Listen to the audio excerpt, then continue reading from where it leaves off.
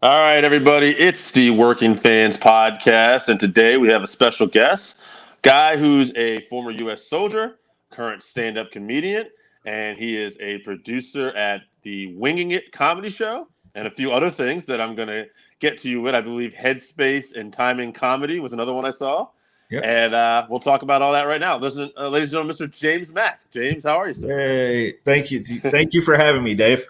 Yeah, no problem, man. Thanks for being on the Work Affairs podcast. And normally we like to kind of start at the beginning a little bit. I guess the first question I want to know is like, were you always a funny guy, or is this something you kind of had to work at, or how did this come about?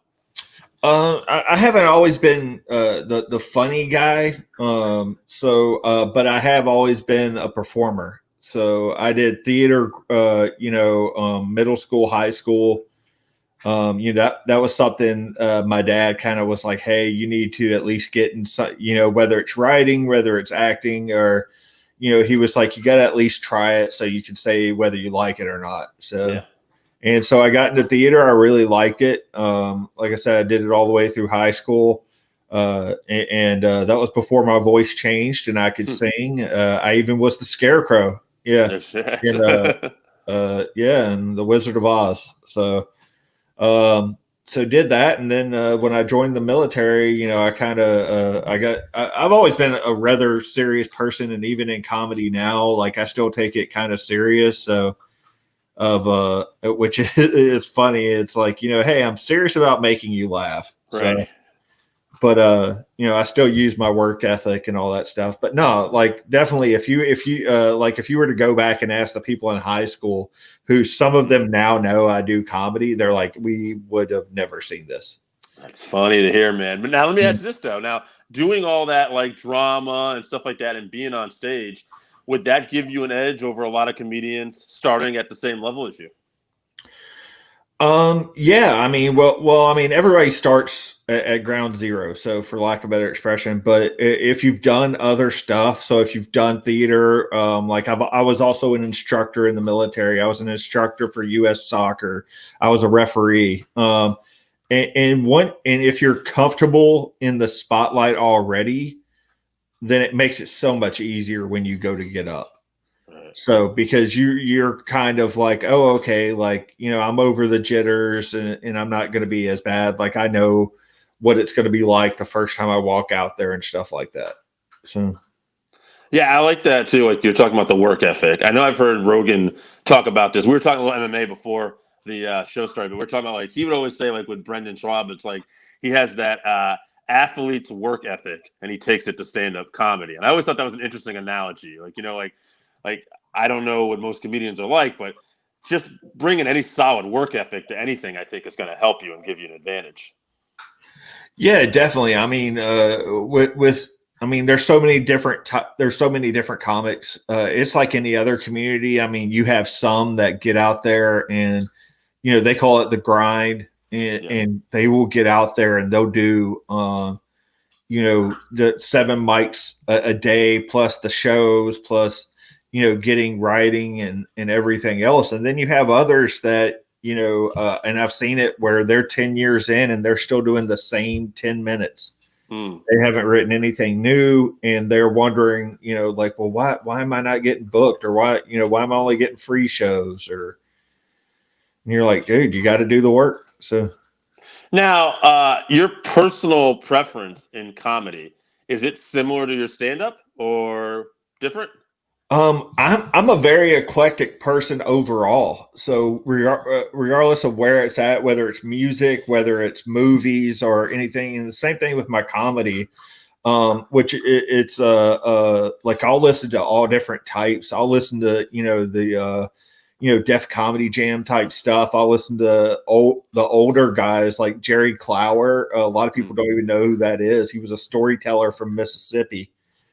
And that, some of that I'll listen to the old, like the real vulgar trucker humor stuff, which are mostly, dad jokes that you used to, or at least we used to listen to, like when my dad and his buddies would come around and they're drinking and hanging out and stuff. And, listen to that, listen to, even more modern stuff. Anthony Jeselnik, I think, is amazing.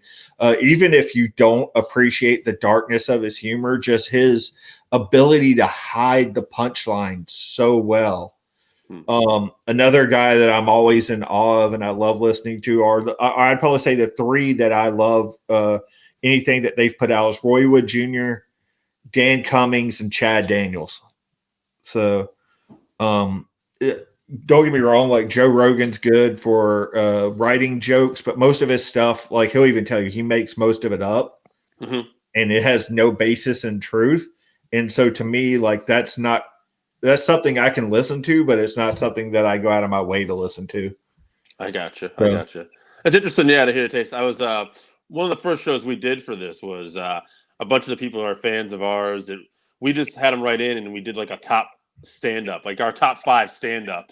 And it was interesting because the age group of people that were responding to us were anywhere from their 20s to their 40s. And we got a lot of Bill Burrs, Dave Chappelle's, but George Carlin still, a few, oh man, I'm blanking out his name, Don Rickles, So it was interesting to see like that kind of variety. Yeah, and Bill Burr and Dave Chappelle they're on a whole other level. Sure. I think a lot of people like with Carlin, I think some of those, that's the same thing as if you go up to a baseball player and you're like, hey, who are your favorite baseball players? You're going to hear the Ted Williams, the Babe Ruth, if they're a pitcher, they're going to be tossing out Nolan Ryan, Roger Clemens. It's one of those like, okay, besides the 5, like, come on. 5 or 6, depending on how you look at it. No, I know what you're saying because like it got down to like our debate was Carlin and Chappelle, and I voted for Chappelle, and I said it's not because I'm saying that he's better than Carlin, but it's his favorite. It's our favorites, and I just for whatever reason, maybe the time period I grew up in, Chappelle just resonated a little more with me, and so personal favorite. Bill Burr would be on a top 5 for me because I just really like that style of humor. But I don't know, I've always Bill Burr, Louis C.K., Murphy when I was younger. It's funny. I didn't get a lot of Murphy's stuff, but even as a kid watching him, I thought he was so funny because of his expressions, his timing, his facials.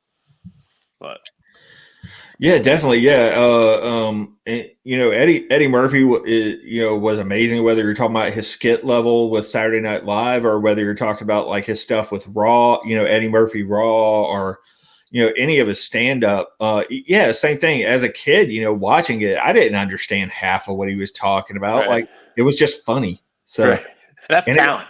And it's still funny nowadays. Like, I mean, even though now if he did half of that stuff, he'd probably, be in a world of trouble, like the whole, like the Mr. T bit and all that. Yeah. It's always interesting to sit back and watch, but you can watch it now and it's still really like it's solid. So, yeah. Now, that's an interesting question. Like you said there, like, it's hard to do comedy in certain locations now. Like maybe, right now, I mean, there's COVID and everything too. So a lot of stuff is banned. But before we had COVID, like I heard some comedians say that like going to college campuses, certain college campuses was tougher because it was a lot easier to offend people nowadays. Is that a problem you see or? Well, here's that's one of those things. So corporate and college and churches and fundraisers, you have built-in restrictions. So, and it's understandable. It's not necessarily that you're going to offend more people. It's you have more opportunities to, because it's not set up it's not a comedy club. So you have, and that's one of the things when people are like, oh, like if you go to do a university show, which I've done a few of them, they're like, oh, like, people are always offended. Well, you have to remember one, you're getting paid by people that want to please everybody. Right. So you have to put a set together that's not going to, burn them down. Same thing with corporate, essentially if you go do a corporate show, it's almost like you're working for that company. You have to abide by whatever HR is saying they want or don't want. So I've done a few of those shows. I lucked out and thought I was going to have an issue and didn't. And luckily the HR person had a good sense of humor and just kind of said something to me afterwards. But, the same thing. Like you got to know that when you're walking into that, because obviously, if you're going into like for instance, like I'm being military, like if I was to go up to West Point or Naval Academy or VMI or Citadel or like the military schools, I can get away with a lot more than I'm going to be able to get away with at Columbia or NYU or something like that. So you just got to know what you're walking into. So Interesting. So it's almost like a comedian would say, "Know your audience." Essentially. yeah. That's funny. That's interesting. Now what about obviously I don't. How long have you been doing stand up? Total of 6 years. I've been, like I said, for lack of better expression, I've been serious about it for about 4. Okay. And now, have you had any like crazy Did you can tell like horror stories happen to you or anything that you laugh at now or? Yeah. I mean, everybody has those stories. I had one. Matter of fact, I was talking to the guy that went with me on this one. So we got invited to go do a show, a private show, up in northern New York, and got up there, and it was put on at a bar. Well, they didn't buy out the bar, so like there's still regular bar patrons, and it's UFC night, by the way. Oh, okay. And so right as we go to start, they shut off the TVs. Oh no. And this is in like right on the lake, and it's like kind of a country place. Mm-hmm. So everybody's kind of, the regular patrons are like, "Hey, what's going on?" And they turn around, and of course, we start the show. The host pisses them off, and I'm supposed to be the opener, and I just started telling the host, "I'm like, shut up, just get off stage, man, like, let me go." And then I go up there, and and the sound system goes out. So now now I have to almost yell my set. And to make things even better, so I start out, and I usually try to do crowd work at the beginning. And there was a dude there with a pistol on his side drinking, by the way. And I was like, oh, okay. I was like, I'm a gun guy. Like, we're good. And I was just like, oh, did your girlfriend let you borrow that? Because it was a pink Glock. And he was laughing about it. But another dude who was completely tore down that was in his little crew, he's like, what are you trying to call him gay? What's your problem, man? I'm like, calm down, bro. And by the end of the set, I'd almost lost my voice from yelling my set because, they're being loud. They don't really care. So there's that one. We ended up, that was horrible for everybody. Like nobody had a good set that night, and we were just all done. I have I'd probably say the other one, the only time I've ever been threatened was actually in Brooklyn. Wow. So I was doing a show, a show, and it was a lot of hipsters and a lot of woke white people. And I do a lot of dark humor, and I did a suicide joke, and it's about me, and I'm like, and the girl was like, my friend committed suicide. And I was like, well, I don't care. So, I'm like, after listening to you for the past 10 minutes, I can see why. So, and she got mad, and she had made it very openly clear, because she had said a few things like in other comic sets about how she was a bi, but she still leans towards being a lesbian. And I was like, why? We don't care. We don't care. Like, just listen to the jokes. And she threw a beer bottle at me. Oh shit.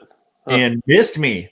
And I just couldn't help myself. So I was like, well, I could tell you're not the kind of lesbian that played softball. So, just think of that. Oh my goodness. And she missed me completely, and that wasn't a good night altogether. So and I mean, you have nights like that. So sure. Now, sidebar: have you ever?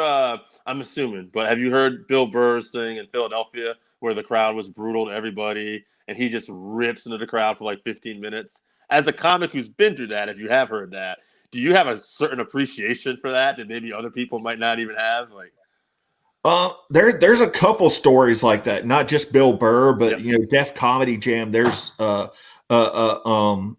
pretty famous one with Bernie Mac at the I want to say it was at the Apollo, but I wouldn't swear to that just because I don't want to get it wrong. Okay. But yeah, oh, matter of fact, Friday, me and a buddy of mine were talking about that because I'd never seen the video. I'd heard the audio. Mm-hmm.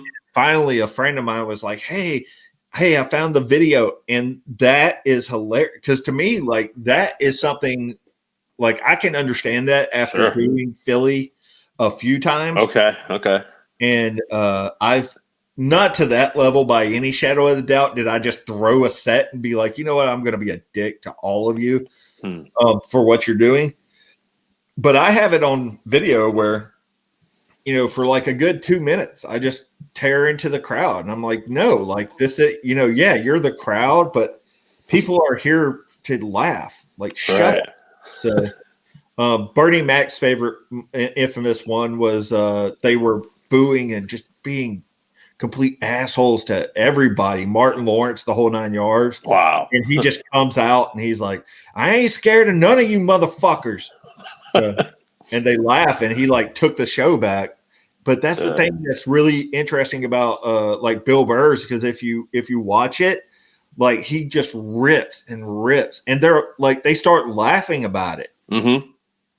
And then like he goes and like he tears up every sports team, every incident he can think about. My favorite one is he's like, you built your whole fucking town around a fake boxer. Yes, that's my favorite ones too. So good. Joe Frazier's from here. Yeah, so good. Another just a thing I want to ask you, like, how long before you really, if you have, I'm assuming you have, but you really got comfortable with your set? Honestly, like that. So with comics, they call it finding your voice. Yes. Like I started towards what became what's now my voice, and left it alone because I for whatever reason I started pulling back from doing dark humor. Well, I shouldn't say for whatever reason. I know exactly what it was. It was I started going into the clubs and listening to the bookers of clubs that didn't fit my style. So that's the other thing that people have a misnomer about, is that they're like, oh, well, a comedy club is a comedy club. Like, no, you have comedy clubs that are set up towards certain style of comics, unless you're a big headliner, and then they'll kind of change it. But when you're coming up, like, you need to find the club that fits your voice. And I had one of the comedy clubs that I was, for whatever reason, kind of locked in on. They were like, hey man, like the dark stuff doesn't work. You need to change this. And I kind of left it alone. And then finally I lucked out, and there was a club in New York City called the Creek in the Cave. Unfortunately, because of the quarantine, they had to shut down, which really sucks. Because that's like one of the most welcoming places there was. I mean, it didn't matter what style you were. The people at the Creek were like, hey, do what you do. And they definitely helped me get back to being like, hey, you know what? If you're a dark comic, you're a dark comic. Do what you got to do. And they gave me the chance, and definitely helped me out a lot. And so I finally found my voice, and now, I love it. I have so many tapes of whether you're watching it or listening to it, of me up there, and I'm telling dark shit, talking about death and like, there's, and like I said, suicide stuff, or like how the suicide hotline's fucked up, and stuff like that. And and I'm just laughing my ass off. So and that's the biggest thing, I think. But to find it and actually feel comfortable with it, I think I finally started feeling comfortable with it probably in like late 2019. Gotcha. Gotcha. And you can tell the difference in the recordings. Like if you like, I've sat there and watched them and listened to them, and you can tell the difference because at first I'm like, oh shit, are they gonna laugh? Like what's going on? And now I'm just like, oh fuck it, we're laughing, motherfuckers. Let's go. Owning the room, Yes. essentially. Yeah.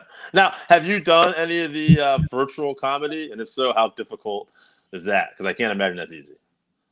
Actually, yeah. So with my production, we were one of the first to start that in the New York scene. So we started March 18th. Okay. Yeah, the day after St. Patrick's Day, we started it. And we were putting on. This is headspace and timing. Yeah. So I'll explain that real quick. Yeah. So Headspace and Timing Comedy is the production company. Yep. And then I have shows underneath that. So we have Sweet Spot Comedy, which we started doing with the Tiny Cupboard, and it just the schedules weren't working for that. And also it was like, hey, dude, it's winter. You know what? I did 15 years of being miserable. I'm not freezing my ass off no more. So screw this. I'm not standing on a rooftop and freezing. So, sure. But we kept Sweet Spot Comedy, which I co-produced with Meg Patnod. And our purpose is just make people laugh. We don't want politics. We don't want no social, issues. Just tell stories. Just make people laugh. Talk about your dog. Talk about everything else. Headspace and Timing, we do put on a show under that title, and that is balls out.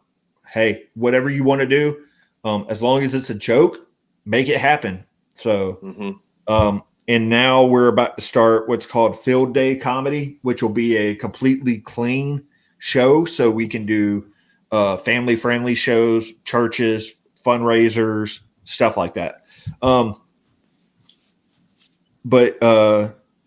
But yeah, we started at March 18th, and we started doing shows. We were doing 3 a week, 2 on Wednesday, 1 on Saturday. And then I think, was it April? Late April, we added in open mics. So which it falls under football bat comedy. If you don't know what football bat means, it's a military term meaning you're useless.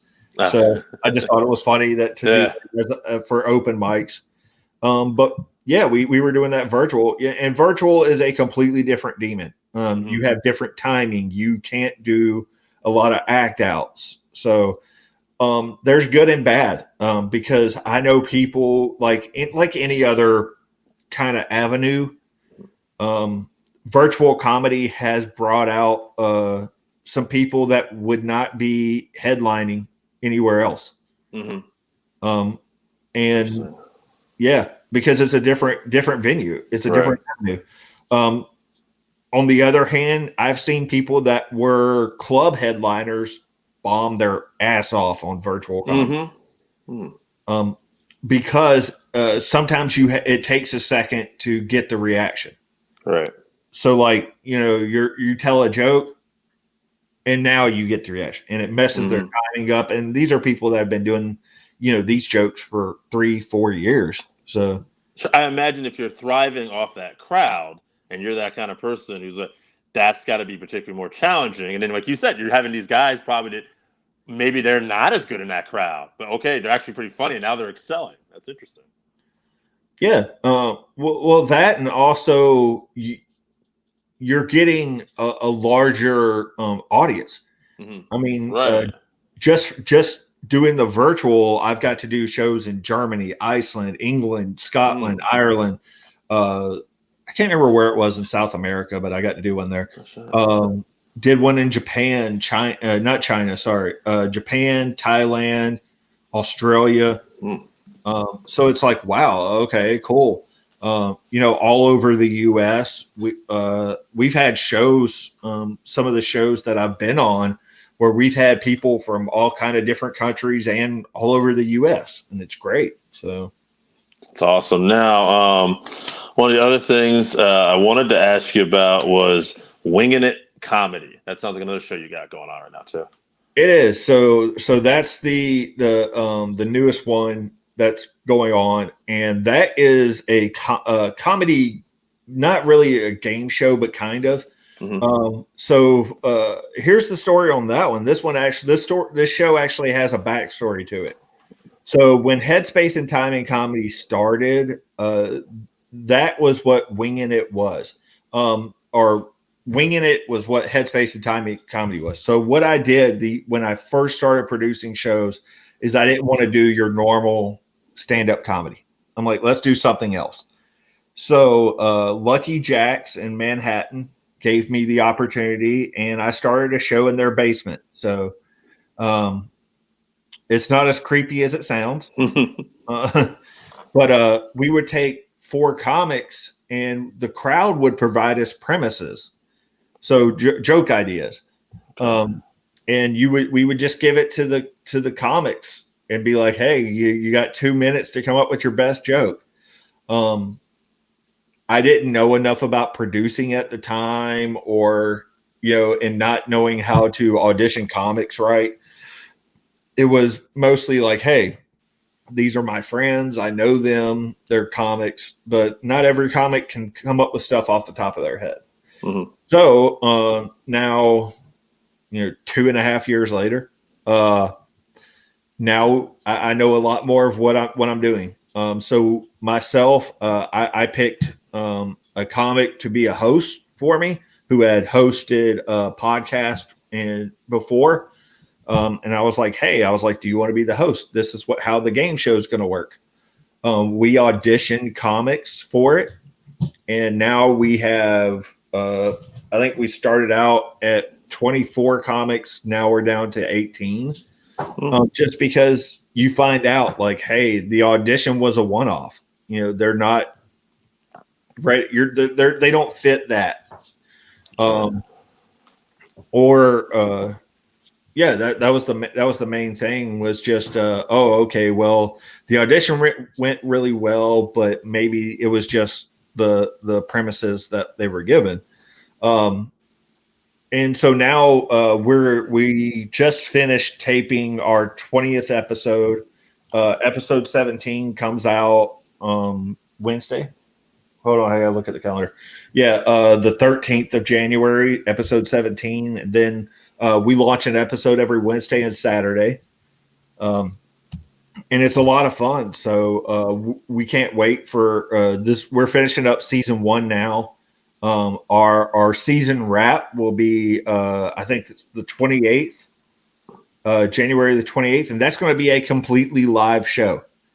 So right now we're recording them, we're cutting them up, editing, and so on the 28th it's going to be completely live. 28th of January. Yeah. Okay, this is coming out the 26th, so I'll make sure that we'll have that a few days beforehand, maybe. Oh, thanks. Cool, cool. Yeah, it'll be live on YouTube and on the Winging It comedy page. Awesome. All right, now is there anything else you want to promote? Social media? Go right ahead. Floor is yours. So all of my social media is at James Mac Comedy. That's JAMESMAC Comedy. And that's my Instagram, that's my Facebook, and my YouTube. For Winging It, that has its own thing. That's Winging It Comedy, WINGINIT Comedy. We don't quite have enough subscribers yet for the YouTube for it to have that, so you got to search for it. But you can also listen to that on anywhere there's podcast, and just look for Winging It Comedy. So, but Headspace and Timing Comedy, you can search for that as well. We also have a webpage for that, and if you just search for Headspace and Timing Comedy, all of it pops up. Awesome, man. Hey, all right. Well, we'll have you back on the show hopefully in the future. We're keeping these about a half hour right now, so hopefully we'll have you come back on. And I thank you for your time, man. I appreciate it. All right, thanks, Dave. Yeah, no problem.